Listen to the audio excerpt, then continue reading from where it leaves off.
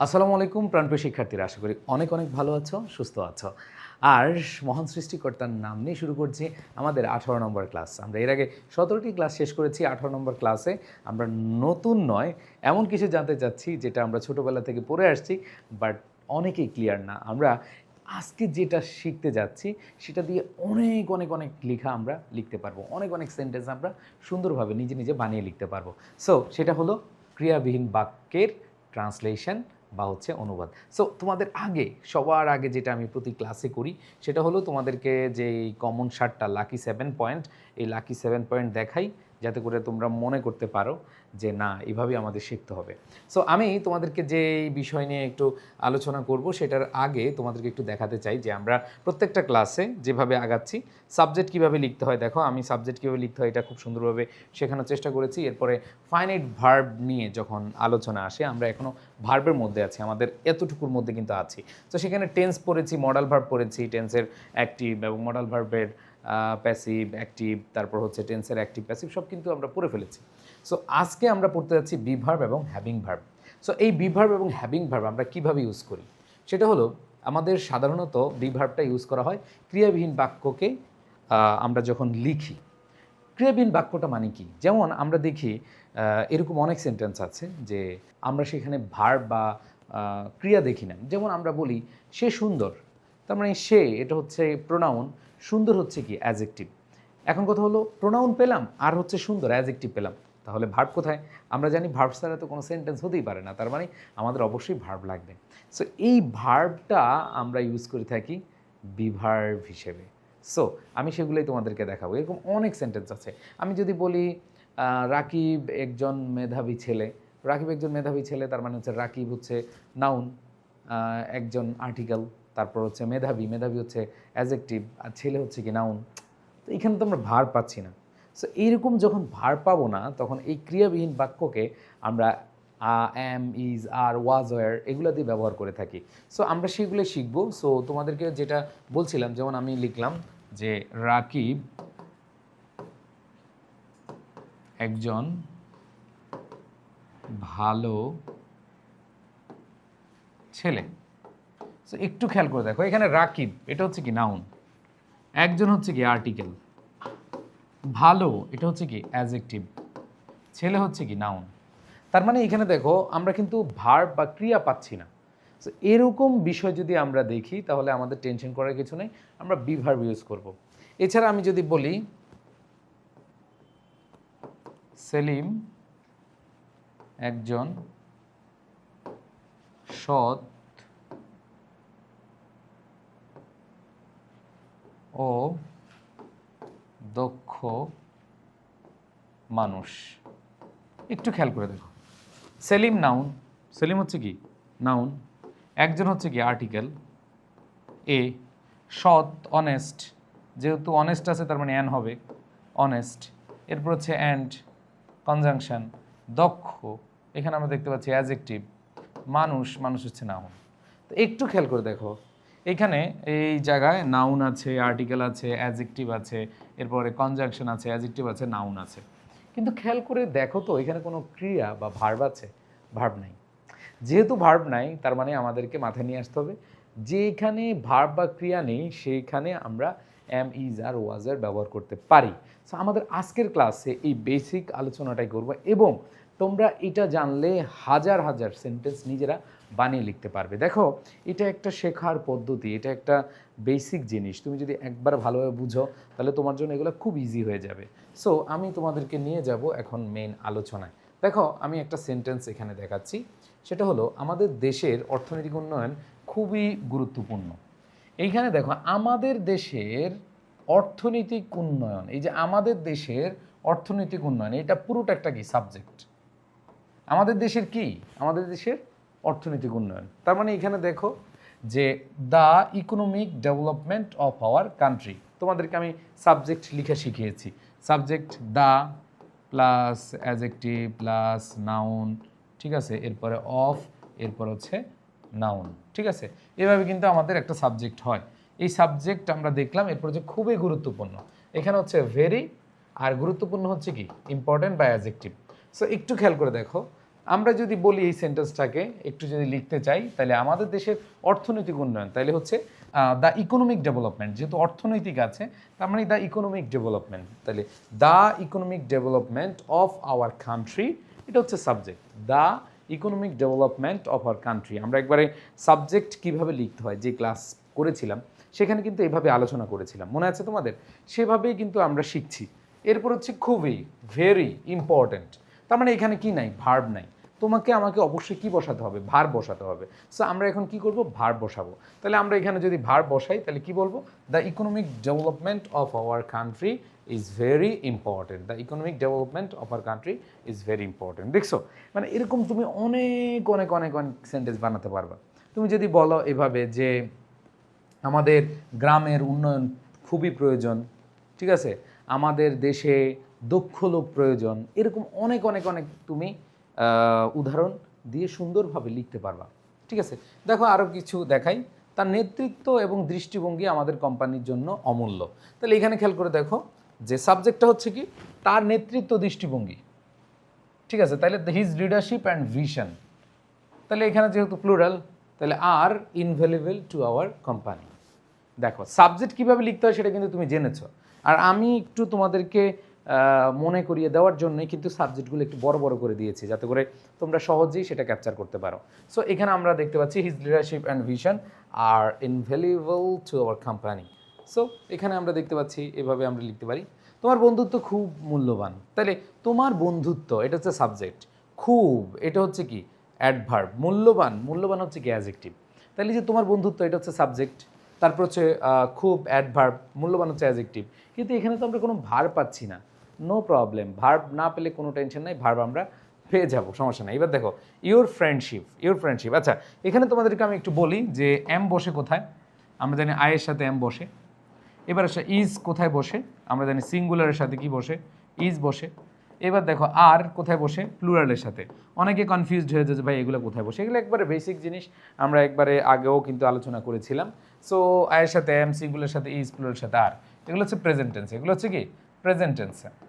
আর যদি আমি পাস্ট টেন্সে যাই, যেমন ওয়াজ এবং ওয়ার, সো এখানে একই জিনিস, আমরা জানি সিঙ্গুলার সাবজেক্টের সাথে ওয়াজ বসে আর প্লুরাল সাবজেক্টের সাথে ওয়ার বসে। ওকে, এই হচ্ছে আমাদের মেন কথাবার্তা। সো আশা করি তোমরা সবাই বুঝতে পেরেছো, থ্যাংক ইউ সো মাচ। এইবার আসো আমরা একটু চলে যাই, তোমার বন্ধুত্ব, ফ্রেন্ডশিপ, এটা সিঙ্গুলার বোঝায়, uncountable, your friendship is very valuable. So এখানে আমরা এই যে তোমার বন্ধুত্ব হয় খুব মূল্যবান, হয়, সো এটা প্রেজেন্ট টেন্সকে বোঝাচ্ছে, আর ইউর ফ্রেন্ডশিপ সিঙ্গুলার, এই জন্য কি ইজ। এরপরে এরকম অনেকগুলো আছে, সেই গল্পটি খুব মজার, সেই গল্পটি খুব মজার। তাই দেখো সেই গল্পটি, দ্যাট স্টোরি, তার মানে হলো সিঙ্গুলার, খুব মজার, তার মানে ভেরি ইন্টারেস্টিং বা ফানি, তাহলে that story is very funny. Okay, আবার দেখো আমার বাড়ি খুব আরামদায়ক, আমার বাড়ি, মাই হাউস, আমার মা, মাই মাদার, আমার বাবা, মাই ফাদার। খেয়াল করে দেখো এগুলো কিন্তু আমরা আগেই কিন্তু পড়ে ফেলছি যে আমাদের সাবজেক্ট কীভাবে লিখতে হয়, তাই না?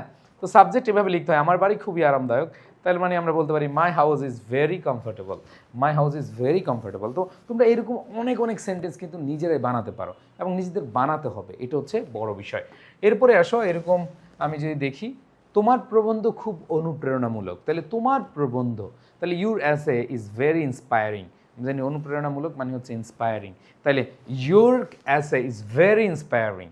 আবার দেখো এটি একটি চমৎকার উদাহরণ, তাহলে এখানে দেখো এটি, এটা হচ্ছে আমাদের সাবজেক্ট প্রোনাউন, তারপর দেখো একটি, এটা হচ্ছে কি আর্টিকেল, চমৎকার এটা হচ্ছে অ্যাডজেক্টিভ, উদাহরণ হচ্ছে কি নাউন। তার মানে এখানে তুমি দেখতে পাচ্ছ কোথাও কোনো কি নাই, ভার্ব নাই। তার মানে ভার্ব না থাকলে কি তুমি লিখতে পারবে না? তুমি অবশ্যই লিখতে পারবা। তুমি কিভাবে লিখবা সেটা হচ্ছে দেখো যে this is a wonderful example. Okay, আবার দেখো আমাদের দলের শক্তি ও একতা আমাদের সাফল্যের মূল চাবিকাঠি, অনেক বড় দেখে তোমরা ভয় পেও না, ঠিক আছে? মেঘ দেখে তোরা করিস নে ভয়, আড়ালে তার সূর্য হাসে। সো এরকম একটা কথা আমরা জানি, হ্যাঁ। সো এখানে দেখো আমাদের দলের শক্তি ও একতা, দেখো আমাদের দলের শক্তি ও একতা, তার মানে এখানে আমরা দেখতে পাচ্ছি যে দ্য স্ট্রেংথ অ্যান্ড ইউনিটি, আমাদের দলের শক্তি ও একতা, এটা হচ্ছে কি সাবজেক্ট। তার মানে আমরা লিখলাম the strength and unity of our team, তাহলে যেহেতু স্ট্রেংথ এবং ইউনিটি দুইটা জিনিস, তো এখানে আমরা দেব কি ভার্ব আর, দ্য কি টু আওয়ার সাকসেস। তো এখানে আমরা দেখো সাবজেক্টই লিখে ফেললাম এতটুকু। তো সাবজেক্ট কীভাবে লিখতে হয় এটা নিয়ে আমরা যেই ক্লাসে আলোচনা করেছি, সেটা যারা মনোযোগ দিয়ে পড়েছ, শুনেছ, জেনেছ, নিজের প্র্যাকটিস করেছো, তাদের জন্য একেবারে ইজি। ওকে, আচ্ছা। So the strength and unity of our team are the কি টু আওয়ার সাকসেস। এবার আসো আমরা যদি পরবর্তীতে চলে যাই, সেটা হলো তার জ্ঞান এবং অভিজ্ঞতা আমাদের জন্য এক মহান সম্পদ। সো এখানে খেয়াল করে দেখো, এই যে তার জ্ঞান এবং অভিজ্ঞতা, এই পুরোটা হচ্ছে কি একটা সাবজেক্ট। তাহলে আমার, তোমার, তার, তাদের, এগুলো হচ্ছে পসেসিভ, পসেসিভ বোঝায়। তাহলে হচ্ছে his knowledge and experience. So এখানে দেখো হিজ নলেজ অ্যান্ড এক্সপিরিয়েন্স, তাহলে his knowledge and experience are a great asset to us. এরপরে খেয়াল করো, এই প্রকল্পের লক্ষ্য দেশের কৃষিখাতের উন্নয়ন। তাহলে এই প্রকল্পের লক্ষ্য, ঠিক আছে, দেশের কৃষিখাতের উন্নয়ন। তাহলে আমরা বলতে পারি the goal of this project is the development of the agricultural sector. তার মানে দেখো এই প্রকল্পের লক্ষ্য, তার মানে হচ্ছে the goal of this project, goal মানে হচ্ছে লক্ষ্য, the goal of this project. আমরা জানি বিভক্তি আসলে আমরা জানি যে আমার দেশের নাম, the name of our country, এইভাবে কিন্তু আমরা বলি। হ্যাঁ, সো এটা হচ্ছে কি the goal of this project is the development of the agricultural sector. Okay, দুইটাই হচ্ছে কি, যেমন এই প্রকল্পের লক্ষ্য, আবার দেখো দেশের কৃষিখাতের উন্নয়ন। তাহলে এখানে মাঝখানে খালি হয় দিবা, জাস্ট হয়, যে the goal of this project is the development of the agricultural sector. So এখানে আমরা দেখতে পাচ্ছি যে আমাদের কোনো ভার্ব নেই, আমরা হচ্ছে বি ভার্ব ইউজ করে দিব। বুঝাতে পেরেছি? আশা করি তোমরা খুব সহজেই বুঝতে পেরেছো, এবং আমি মনে করি যে এগুলো প্র্যাকটিস করলে তোমাদের জন্য অনেক অনেক বেশি সহজ হয়ে যাবে। এবার আসো তোমাদেরকে যদি আমি একটু পাস্ট টেন্সে বুঝাই, ঠিক আছে, যে তোমার প্রবন্ধ খুব অনুপ্রেরণামূলক ছিল। আমি যদি পাস্ট টেন্সে বলি, ইউর অ্যাসে ইজ না হয়ে তখন হয়ে যাবে কি ওয়াজ। ওকে, আবার বললাম যে এটি একটি চমৎকার উদাহরণ ছিল, তাহলে কি হবে, দিস ওয়াজ না বলে আমাদের কি বলতে হবে, দ্যাট, ওইটি হয়ে যাবে, কারণ পাস্ট টেন্সে তো। তাহলে দিস না দিয়ে দ্যাটটা দিলে বেশি প্রাসঙ্গিক। That was a wonderful example. ঠিক আছে, তারপর দেখো আমাদের দলের শক্তি ও একতা আমাদের সাফল্যের মূল চাবিকাঠি ছিল। তাহলে যখন ছিল থাকবে তখন আমরা ওয়াজ অথবা ওয়ার দেবো। এখানে আর না হয়ে কী হয়ে যাবে, ওয়ার হয়ে যাবে। তার জ্ঞান এবং অভিজ্ঞতা আমাদের জন্য এক মহান সম্পদ ছিল। তাইলে এখানে ওয়াজ আর না হয়ে কী হয়ে যাবে, ওয়ার হয়ে যাবে। সো আশা করি তোমরা এটা খুব ভালোভাবেই বুঝতে পেরেছো যে আমাদের পাস্ট টেন্স হলে আমাদের ছিল থাকবে এবং ওয়াজ অথবা ওয়ার বসাবা। সিঙ্গুলার থাকলে ওয়াজ, আর আমাদের যদি দেখি প্লুরাল তাহলে ওয়ার হবে। এখন তোমাদেরকে যে জিনিসটা আমি দেখাতে চাই সেটা হলো হ্যাভ, হ্যাজ, হ্যাড এবং হ্যাভিং ভার্বের ব্যবহার। এটা আমরা যেটা জানবো সেটা হচ্ছে থাকা, ছিল বা আছে। যেমন রহিমের একটি কলম আছে, তার একটি সুন্দরী পুতুল আছে, সুন্দরী পুতুল না, যাই হোক অন্য একটা উদাহরণ দিতে চাচ্ছিলাম। সো এখানে আমরা হচ্ছে যেটা বুঝতে চাচ্ছি সেটা হলো এখানে আমাদের ছিল, থাকা বা বিদ্যমান কিছু বুঝালে আমাদের এই হ্যাভ, হ্যাজ, হ্যাড, হ্যাভিং বসে থাকে। সো আমরা যদি বলি যে তার একটা সুন্দর গাড়ি ছিল, হ্যাঁ, তার মানে হচ্ছে he had a car. So এখানে দেখো এরকম অনেকগুলো আছে যে আমার কাছে একটি নতুন মোবাইল ফোন আছে। এই যে আছে, আমি মালিকানা বুঝাচ্ছি, আমার কাছে একটা নতুন মোবাইল ফোন আছে, তাহলে আমার কাছে, তাহলে আই হ্যাভ। এখানে আমাদের সাবজেক্টের পরে হ্যাভ অথবা হ্যাজ অথবা হ্যাড বসাবো। যেমন এখানে আমি যদি বলি আমার আছে, আমার আছে, তার মানে আমার আছে, এটাকে কি বলতে পারি আমরা, আই হ্যাভ। ঠিক আছে, সো আমরা এইভাবে সবগুলোই প্র্যাকটিস করার চেষ্টা করবো। যেহেতু আছে তার মানে প্রেজেন্ট টেন্সে, আমার কাছে তার মানে আমার আছে, I have a new mobile phone. আবার দেখো তার কাছে অনেক বই ছিল, এখানে আবার দেখো ছিল। এখানে অনেকে বলবা যে ভাইয়া এখানে তো আপনি একটু আগে ছিল দিয়ে ওয়াজ অথবা ওয়ার দিয়ে বসিয়েছেন, এখানে আবার কি হলো, এখানেও ছিল আপনি আবার হ্যাড বলতেছেন। দেখো আমরা যে জিনিসটা দেখেছি একটু আগে যে গল্পটি মজাদার ছিল, গল্পটা মজাদার ছিল, এটা কি ফিজিক্যাল এক্সিস্টেন্স আছে? মানে তুমি কি গল্পটাকে ধরে দেখতে পেরেছ, তুমি কি খেয়ে দেখতে পেরেছ, তুমি কি ছুঁয়ে দেখেছ, তুমি কি জড়িয়ে ধরে দেখেছ? না। সো মাথায় রাখতে হবে যেটা আসলে বিদ্যমান এক্সিস্টেন্স আছে, যেমন তার কাছে অনেক বই ছিল, বইটা তুমি দেখতে পাচ্ছ, তুমি বইটাকে জড়িয়ে ধরতে পারছো, ধরা যায়, ছোঁয়া যাচ্ছে এরকম। সো এরকম ছিল থাকলেই যে আমাদের ওয়াজ ওয়ার বসাতে হবে এরকম না। যেমন তার গল্পটি অনুপ্রেরণামূলক ছিল, তো এই যে গল্পটি কি তুমি ধরতে পেরেছো, এটা কি এক্সিস্টেন্স আছে? এক্সিস্টেন্স নাই। সো এই জন্য ওয়াজ ওয়ার দিবা। আর এখানে যেহেতু এক্সিস্টেন্স আছে, তার কাছে অনেক বই ছিল, যেমন তুমি বলতে পারো হি হ্যাড ম্যানি বুকস, তার মানে এখানে বই, এটা অবশ্যই দৃশ্যমান কিছু, এই জন্য আমরা বলতেই পারি যে এখানে আমাদের হ্যাভ হ্যাজ হ্যাড বসে।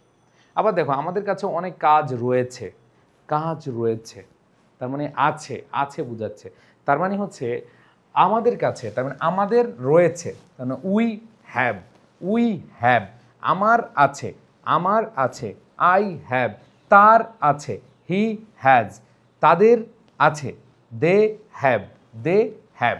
খেয়াল করে দেখো এগুলো কিন্তু আমরা ছোটবেলায় কিন্তু পড়েছি, ডাক পড়া পড়া তো, আই হ্যাভ আমার আছে, হি হ্যাজ তার আছে, এবার কিন্তু পড়েছি। দে হ্যাভ তাদের আছে, ঠিক আছে, আবার তাদের ছিল, দে হ্যাড, আমার ছিল, আই হ্যাড, এভাবে কিন্তু আমরা পড়ে আসছি, তাই না? তো এখানে দেখো we have a lot of work. এরপর দেখো আমার হাতে একটি সুন্দর নতুন বই আছে, তার মানে আমার আছে, আমার আছে, তার মানে এখানে আমরা বলবো I have a new book.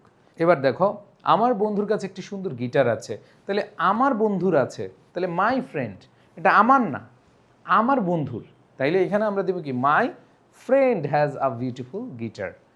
তারপরে যদি আমি বলি তার কাছে অনেক অভিজ্ঞতা আছে, তার আছে, তার আছে, তার আছে, তার মানে হি হ্যাজ, হি হ্যাজ, অথবা শি হ্যাজ।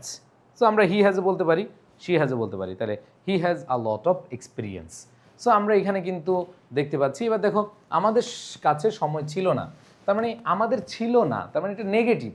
তো আমরা জানি নেগেটিভ থাকলে নট ইউজ করতে হয়, তাহলে আমাদের ছিল না, উই হ্যাডেন্ট, উই হ্যাডেন্ট, অথবা উই হ্যাড নো টাইম, মানে আমরা নো অথবা নট ইউজ করে থাকি। সো এখানে কেন আমরা নো ইউজ করলাম, এখানেও তোমাদের একটু বেসিক জিনিস আমি শিখিয়ে দিই।